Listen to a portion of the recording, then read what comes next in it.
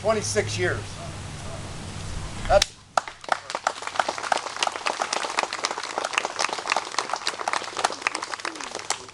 Aaron, fly on. Come up here. I want to see your hand.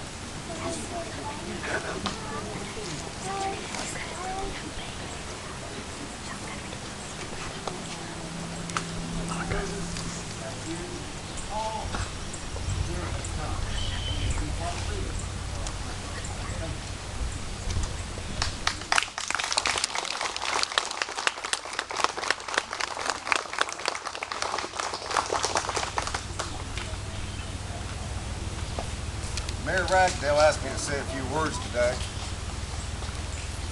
I greatly appreciate that. Gotta get the glasses on. I don't think this is out of uniform. Like you said, my name's Aaron Rochus. Been walking this parade for 26 years, since 1985. I've enjoyed every minute of it, and I'll keep doing it. Got men and women out there dying every day for us. The least I can do is suck it up and get back in this uniform. Lose a few pounds, the belly gets a little bit tighter, the chest gets a little bit looser every year. But I'm still getting in. What Memorial Day is to me is, men, women from the Revolution to Afghanistan. Women like Molly Pitcher that carried water from the creek to the artillerymen, and when the artillerymen were falling out, she was picking up the swab the cannons. The men that stormed the beaches of Normandy, and were happy to do it. The boys that the landing craft door went down, and they never got off the landing craft. They never got to enjoy the life that we've got. They never got to enjoy this. They never got to enjoy it, wives and families. But they did it for us so we could enjoy them. There's been people throughout history, I can't name them all. A lot of them on my mind. I know my Marine history a lot better than anything else.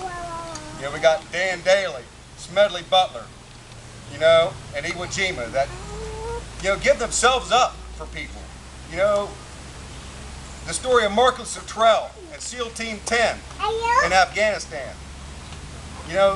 Those stories we don't hear on the news. But the stories of a Koran getting getting disrespected, maybe, we hear that all over the news. But we don't hear anything about, these guys that are going out there and sacrificing everything. The news just doesn't, I talk to guys that just come back, and they can't even believe the news that we're getting. And it's just, it flabbergasts me, to say the least. The fact that the freedoms that these people fought for in the Revolution, in all the world wars, all the conflicts we've had around the world, all the good we've done, the people we've fed, the people we've freed. What do we hear about? All we hear is the bad. We don't hardly ever hear the good. Let's go out and dig up the good. Let's go find the good. There's good things, that if we let them keep eroding away our freedoms a little bit at a time, all that these men and women died for is for nothing. It was for nothing. If we let them erode away and erode away and erode away all of our freedoms, they've taken, God out of the schools, and where have we come since then?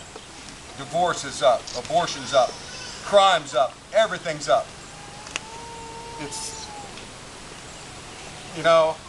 there's so many things that, we need to stay vigilant. These people who died, we have got to honor them by standing up for the things that they died for.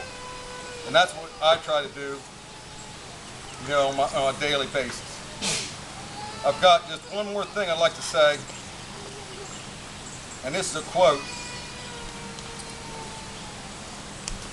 If I can read it without my glasses on. And this, 3 different great Americans used this quote that I know of. One was Thomas Jefferson. It's a quote from the Bible. And one was Ronald Reagan.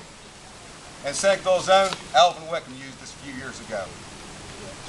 Okay? And it's from the Bible. It says, If my people who are called by my name will humble themselves and pray and seek my face and turn away from their wicked ways, and then I will hear them from heaven, and I will forgive them, and I will heal their land.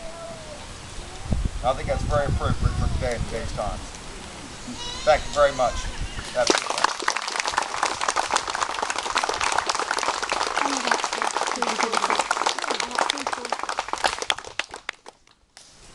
I think Aaron just about put it all there. It was my honor that he was here to give this speech. And what he says is true. I think we've got many veterans right here. Young men, Mr. Elmer Wickham, we got Mr. Graham back here, Mr. Hops, and there are several others. I thank you for the freedom that we all had. And I thank you for all the village residents. From my heart,